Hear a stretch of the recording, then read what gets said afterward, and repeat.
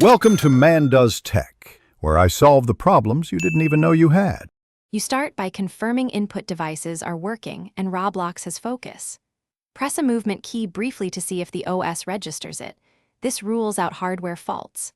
Once done, leave and rejoin the server or use the game's teleport menu to respawn your avatar, because many movement issues clear on respawn. Make sure overlays, macro tools, or remote desktop software are off, since they commonly block input. Now move to more targeted fixes if you still can't walk. Next, reset the character to force a clean physics state. You click Reset Character in the Roblox menu. This respawns the humanoid and clears client-side script states. If problems persist, open the developer console and inspect the humanoid root part. Ensure it isn't anchored and collisions are enabled, because anchors or broken joints stop movement. Then exit Roblox completely and restart the client to clear any local script cache or corrupted state. This often resolves persistent client-only issues. Finally, verify whether the issue is server-side by testing in another game or with a friend.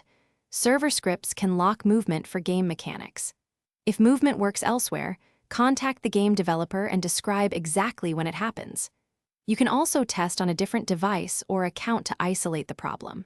If nothing helps, file a bug report including device, Roblox client version, and reproduction steps, because developers need that data to fix server or script-caused freezes. Thanks for watching.